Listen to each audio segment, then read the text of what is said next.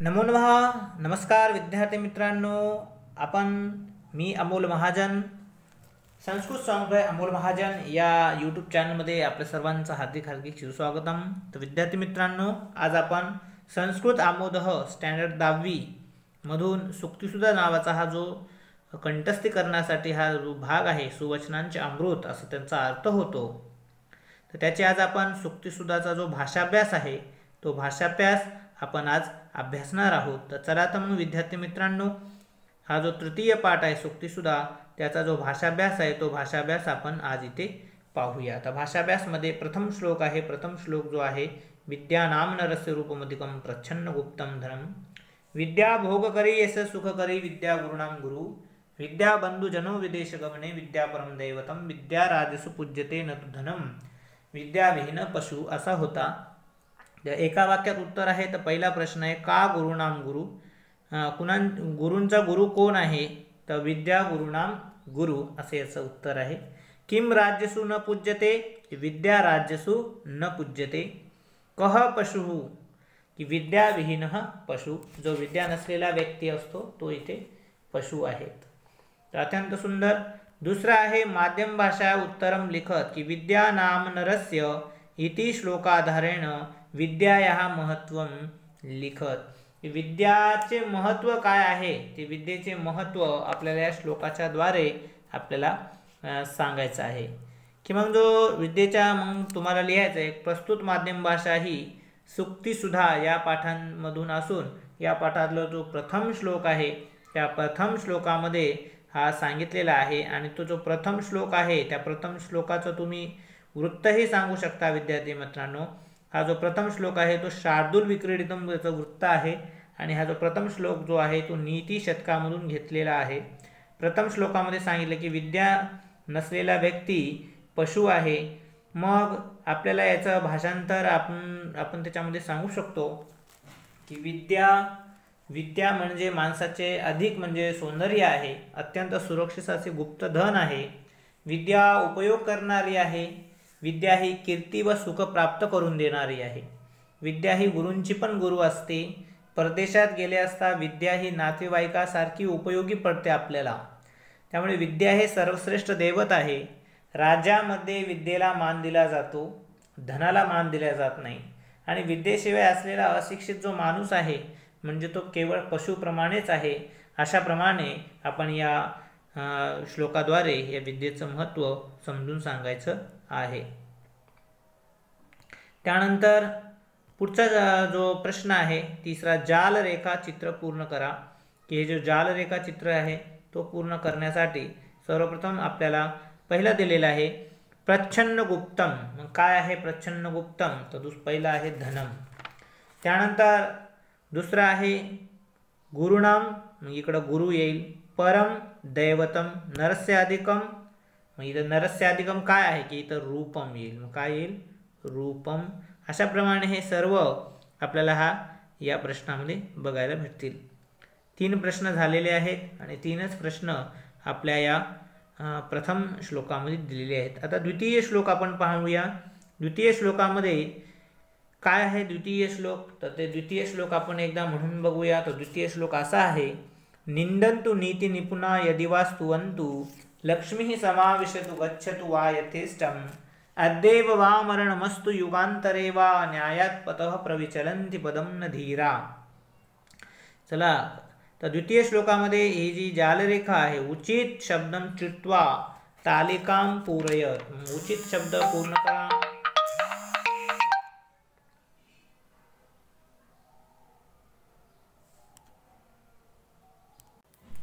तर दुसरा जो श्लोक आहे त्याच्यामध्ये उचित शब्दम चित्वा तालिकाम पूरयत. उचित शब्द जर लावून तालिका काय करायला आहे आपल्याला पूर्ण करायचा आहे. तर आपण इथे काय काय दिलेलं आहे ते आपण पहिले पाहूया आणि नंतर मग ती उचित तालिका जी आहे ती आपण करूया. तर मग काय आहे, तर तालिका पूर्ण करण्यासाठी आपल्याला काय दिलेलं आहे पहा, नीती निपुणा डॅश डॅश डॅश डॅश वा. म्हणजे नीतीमध्ये जे निपुण आहेत त्यांची काय हो अथवा काय न हो. तो पहिल्यामध्ये येईल निंदन्तु आणि दुसऱ्यामध्ये येईल स्तुवन्तु. बघा, निंदन्तु येईल, इथे निंदन्तु येईल आणि इथे स्तुवन्तु येईल.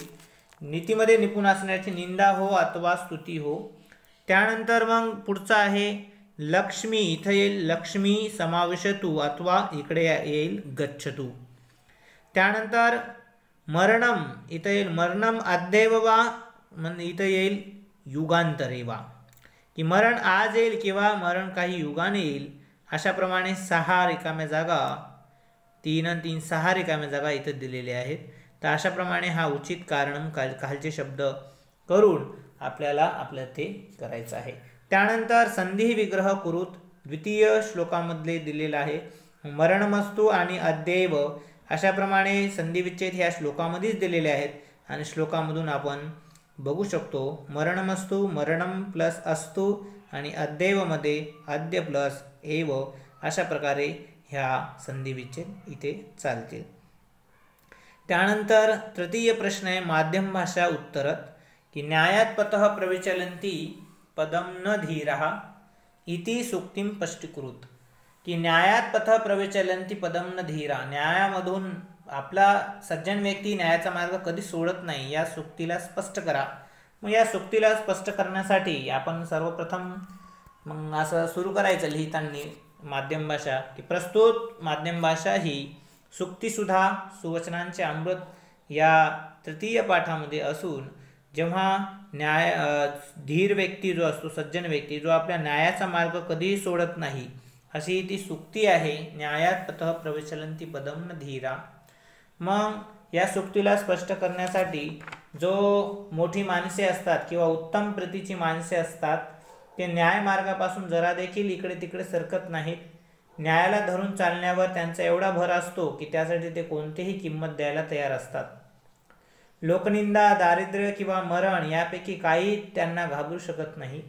लोकांच्या स्तुतीने ते हळवून जात नाहीत. पैशाचा त्यांना मोह नसतो आणि न्याय मार्ग सोडून जगणे त्यांना निरर्थक वाटते. त्यामुळे ते न्यायाच्या मार्गावरून निर्भयपणे, निरपेक्षपणे आणि आत्मविश्वासाने वाटचाल करीत राहतात. अशाप्रमाणे तुम्ही हा तिसरा प्रश्न इथे सोडवू शकता. नंतर तृतीय श्लोकामध्ये आपण बघूया. तृतीय श्लोक असा होता, आत्मनो मुखदोषेन बध्यन्ते शुकसारिकाः बकास्तत्र न बध्यन्ते मौनम सर्वार्थ साधनम. अशा प्रकारे हा श्लोक होता तृतीय. त्यानंतर तृतीय श्लोकाचे जे प्रश्न आहेत ते प्रश्न आपण पाहूया. तृतीय श्लोकाचे प्रश्न पहिला आहे पूर्ण वाक्येन उत्तरत. काय आहे पहिला प्रश्न बघा, शुकसारिकाः केन बध्यन्ते. ही शुकसारिका आहेत कशाने बांधल्या जातात, तर हे शुकसारिका आहेत मुखदोषेन. याचं उत्तर काय आहे, मुखदोषेन बध्यन्ते. मुखाच्या दोषामुळे ते बांधल्या जातात. केन बध्यन्ते आणि कोण बांधल्या जात नाही. आणि दुसरंच आहे शुक आणि सारिका. शुक व सारिका. शुक म्हणजे पोपट, सारिका म्हणजे मैना. हे आपण बांधल्या जात नाहीत. बकास्तत्र, बकास्तत्र आणि आत्मनो मुखदोषेन म्हणजे आत्मनः मुखदोषेन. अशा प्रकारच्या ह्या दोन संधी आहेत त्या इथे होऊन जातात. त्यानंतर चौथा जो श्लोक आहे त्यावर हा प्रश्न आहे. चौथा श्लोक काय होता बघा, रथस्यैकं चक्रम भुजगयमितः सप्ततुरगः निरालंबो मार्गश्चरणविकलः सारथिरपि रविर्यान्ते वातं प्रतिदिनमपारस्य नभसः क्रियासिद्धिः सत्वे भवति महतां नोपकरणे.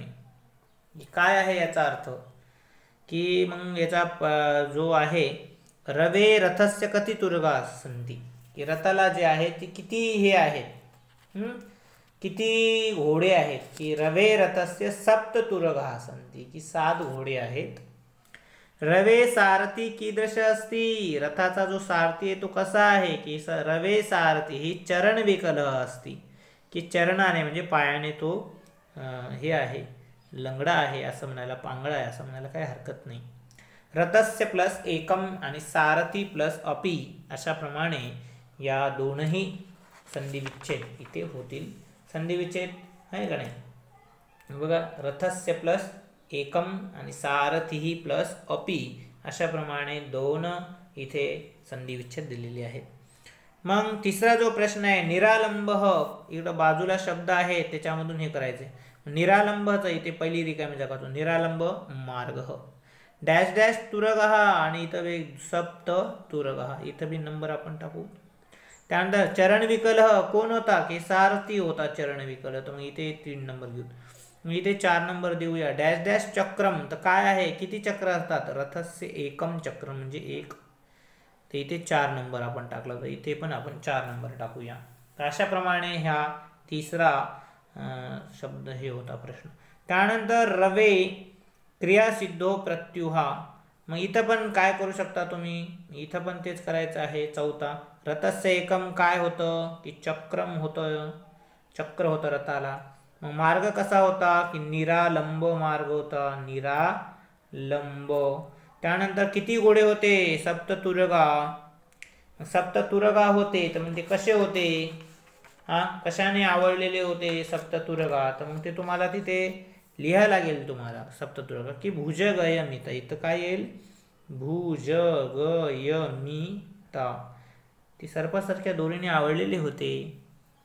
तर अशाप्रमाणे इथं चरण विकलः कोण होतं की इथे सारथी होता, इथे काय होईल सारथी. तर अशा प्रकारे चारही आपण इथे लिहून बघूया. रथस्य एकम चक्रम, त्यानंतर निरालंब मार्ग, त्या चरण विकल कोण होता की सारथी होता, आणि सप्तसुरगा काय होतं बघा भुजगयमिता. अशाप्रमाणे इथे चारही हे होतील. त्यानंतर आपण पुढच्या छंदाकडे आपण वळूया. 5वा छंद, त्यामध्ये एक क्रियासिद्धी सत्वे इति सूर्यस्य उदाहरणेन स्पष्टीकृत, की क्रियासिद्धी कामाची सिद्धता निश्चयाने होते हे सूर्याच्या उदाहरणाने आपण इथे दिलेलं आहे, तर त्याचं स्पष्ट करा असं त्यांनी म्हटलेलं आहे. की जो काय आहे बघा, प्रस्तुत ही जी आहे माध्यम भाषा ती आपल्या सुक्तीसुद्धा म्हणजे सुक्तीरूपी वचन त्यामधून चौथा श्लोक जो आहे त्यामधून ही माध्यम भाषा दिलेली आहे. ती ही माध्यम भाषाचा सांगण्यासाठी खऱ्या मोठ्याने माणसाचे लक्षण कोणते, तर त्यांचे कार्यातील यश साधण्यावर नव्हे तर त्यांच्या स्वतःच्या कर्तृत्वावर अवलंबून असते, हे पटवण्यासाठी कवीने सूर्याचे उदाहरण दिले आहे. विद्यार्थी मित्रांनो लक्ष द्यायसारखी गोष्ट आहे. सूर्याच्या रथाला एकच चाक आहे, 7 घोडे, ते सुद्धा सापाच्या लगामाने आवरायचे. सारथी अरुण पांगळा, मार्ग अंधा तरी, एवढ्या प्रतिकूल ठरू शकणाऱ्या गोष्टी असूनही सूर्य दररोज आकाशाच्या एका टोकापासून दुसऱ्या टोकापर्यंत जातो. त्याला कारण सूर्याचे तेज. कर्तबगारी अडचणी सांगण्याच्या मोठ्या माणसाचा स्वभावच नसतो, परंतु सामान्य माणूस पुरेशी चांगली साधने नाहीत अशी तक्रार करतो. तसे मोठी माणसे करीत नाहीत, म्हणून तर ही मोठी असतात, म्हणून तर ती मोठी माणसे ही मोठी असतात, असं तुम्ही या श्लोकाची माध्यम भाषा इथे सांगू शकता. त्यानंतर श्लोक नंबर 5, अल्पानामपि वस्तूनां संहती कार्यसाधिकः तृणैर्गुणत्वमापन्नैर्बध्यन्ति मत्तदन्तिनः, असा 5वा श्लोक होता. तर 5व्या श्लोकामधलं काय आहे बघा, का कार्यसाधिका भवती, कशाने कार्यसाधिका होते, कार्यसिद्ध होते, की संहती कार्यसाधिका भवती, संहती म्हणजे एकत्र केल्यास कार्यसिद्ध होते. अल्पानाम वस्तू, हे का नाही, अल्पानाम वस्तू संहती कार्यसाधिका भवती, अल्पानाम वस्तूंचा जर संहार केला म्हणजे एकत्र केला तर मग ती एकत्र होती. के मत्तदंतिनः न बध्यन्ते, गुणत्वम आपन्ने तृणे, एकमेकांमध्ये गुणलेले जे तृण म्हणजे गवत आहे त्यांनी मत्तदंतिनः बध्यन्ते, उन्मत्त झालेला हत्ती काय केला जातो, बांधल्या जातो. मग याचे जे संधी विच्छेद आहे, मग अल्पानाम काय आहे बघा, अल्पानाम प्लस अपी आणि तृणेर गुणत्वम आपन्नेर बध्यन्ते, हे का नाही, तृणे हे गुणत्वम आपन्ने आणि बध्यन्ते, अशा प्रकारे 4 शब्द याच्यामधून दिलेले आहेत. बाकी बरेचसे 4 दिलेले आहेत, तर ते तुम्ही श्लोकाच्या खाली दिलेले आहेत, तर बघून घ्यायचे आहेत तिथे.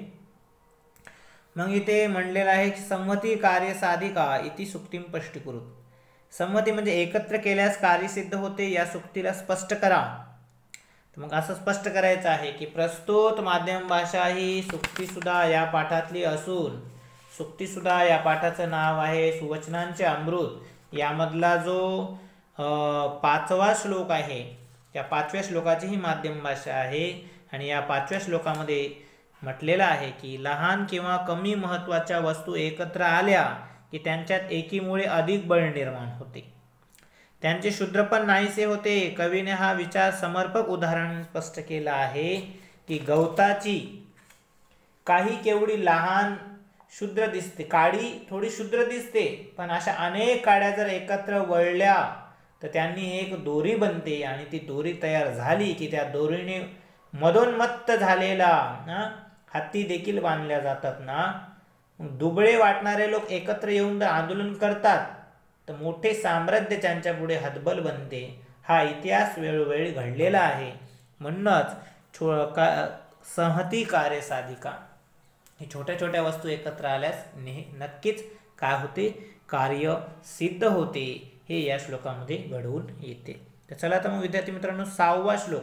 तर 6व्या श्लोकामध्ये आपण अत्यंत सुंदर हे नारळाचं झाडाचा हा श्लोक दिलेला आहे बघा.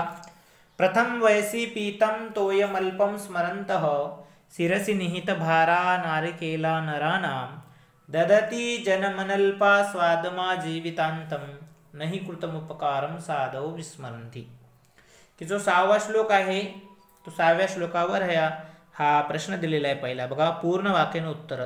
साधव किम न विस्मरंती, की जे साधव आहे ते काय विसरत नाही, सज्जन लोक काय विसरत नाही, की मग साधव अन्येन तेषु कृतम उपकारम न करंती, सज्जन त्यावर केलेले उपकार कधीच विसरत नाही. मग जो नारिकेला आहे, नारिकेला किम स्मरंती, नारिकेला काय विसरतात, की प्रथम वयसी पीतम अल्पम जलम स्मरंती, पहिल्या वेळेस दिलेले जे पाणी आहे ते मला आठवत आहे. तिसरा आहे नारिकेला भारम कुत्र वहती, की नारिकेला भारम शिरसी, शिरसी शब्द आलेला आहे. कोणता, शिरसी, आपल्या शिरावर आपलं तो काय करतो, भार वाहत आहे नारळाचं झाड. मग नारिकेला नराणाम उपकारम कथम स्मरंती, नारळाचे झाड माणसावर कशा प्रकारे उपकार आठवते माणसाला या नारळाच्या झाडाचं. बघा अत्यंत सुंदर इथे माध्यम भाषा दिली आहे बघा. मग नारिकेला नराणाम उपकारम कथम स्मरंती, ते ही जी नारळाची झाडे आहेत लहान असतात त्यावेळी माळी त्यांना थोडेसे पाणी घालतो, रोपे वाढली आणि मोठे झाली की ती या उपकाराची आठवण ठेवतात, आपल्या डोक्यावर नारळाचा भार वाहतात आणि नारळातले गोड पाणी माळाला देतात. हा क्रम नारळाची झाडे जिवंत असेपर्यंत चालू राहतो. जीवनाच्या शेवटापर्यंत अत्यंत चविष्ट आणि गोड पाणी नारळाची झाडे देतात. आपल्यावर केलेला उपकार सज्जन माणसे विसरत नाहीत. एवढेच नव्हे तर अनेक पटींनी प्रत्युपकार करून त्या उपकाराची ते परतफेड करतात, असं या उदाहरणाद्वारे या श्लोकामध्ये सांगितलेलं आहे. त्यानंतर 7वा श्लोक जो आहे, घटम भिंद्यात पटम छिंद्यात कुर्यात रासभरोहणम येन केन प्रकारेण प्रसिद्ध पुरुषः भवेत. तर नर किम छिंद्यात, काय आहे, नरांनी काय छिंद्यात, बघा नरांनी काय छिंद्यात, काय फाडावे, की नरह पटम छिंद्यात. पहिलं काय येईल, पटम, पटम म्हणजे वस्त्र फाडावे. मनुजः किम भिंद्यात, मनुजाने काय फोडावे, ते दुसरं आहे, काय फोडावे तर दुसरं आहे घटम. काय शब्द येणार इथे, घटम, पटम आणि घटम. मनुष्य किम छिंद्यात, मनुष्य पटम छिंद्यात, मनुष्य किम भिंद्यात, मनुज घटम भिंद्यात, अशा प्रमाणे इथे दिलेलं आहे. त्यानंतर याच्याच मध्ये श्लोकात लिंगलिकारास्य रूपाने चित्वा लिखत, श्लोकामध्ये लिंगलिकाराचे जे उदाहरण आलेले आहेत, जे लिंगलिकार आलेले आहेत ते इथं बघायचे आहेत. तर मग आपण सगळ्यात पहिले बघूया की लिंगलिकार कोणते आहेत. मग इथे दिलेले श्लोकामध्ये जे लिंगलिकार आहेत ते रूप कोणकोणते आहेत, तर श्लोकामध्ये आपल्याला 3 रूप पाहायला भेटतात. तर पहिला आहे भिंद्यात, कोणतं आहे, भिंद्यात. मग दुसरं कोणतं आहे, तर मग दुसरं आहे छिंद्यात, छिंद्यात तो हलंत. आणि तिसरा आहे बघा, तिसरा आहे भवेत. तर अशा प्रमाणे हे 3 रूप इथं दिलेले आहेत. बरोबर विद्यार्थी मित्रांनो, समजलंच असेल तुम्हाला, असे हे 3 रूप यामध्ये दिलेले आहेत. तर पहिलं रूप आहे भिंद्यात, दुसरं आहे छिंद्यात आणि तिसरं आहे कुर्यात. कोणतं आहे, तिसरं आहे कुर्यात. कुर्यात ज्याला आपण कुर्यात सदा मंगलम सावधान असे म्हणतो. आणि मग यानंतरचा प्रश्न आहे येन केन प्रकारेण इति सुक्ती स्पष्टीकुरु. येन केन प्रकारेण कोणत्या ना कोणत्या प्रकाराने या पष्टीला सुक्तीला हे करा. तर मग हे ज्यामध्ये श्लोक दिलेला आहे की येन केन प्रकारेण प्रसिद्ध पुरुष होय, की पुरुषाला काय व्हायला पाहिजे, येन केन प्रकारांना प्रसन्न व्हायला पाहिजे. की हा जो प्रस्तुत माध्यम भाषा आहे ही सुक्तीसुद्धा या पाठाचे अंतिम जो श्लोक आहे तो हास्योक्तीचा श्लोक आहे.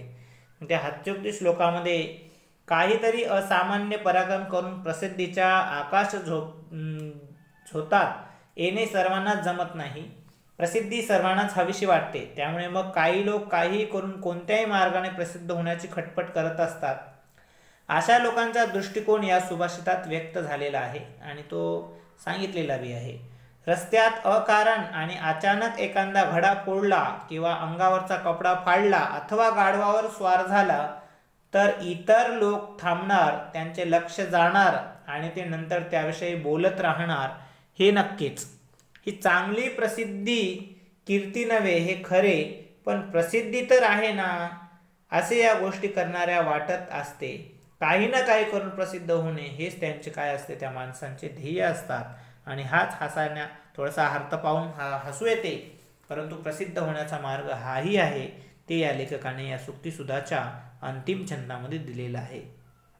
तर विद्यार्थी मित्रांनो, अशाच तुम्हाला नवनवीन व्हिडिओ पाहण्यासाठी संस्कृत स्वामीभाई अमोल महाजन या व्हिडिओला सबस्क्राईब करा, लाईक करा आणि पुन्हा भेटूया पुढच्या व्हिडिओद्वारे. तोपर्यंत धन्यवाद. पुनर्मिलामः.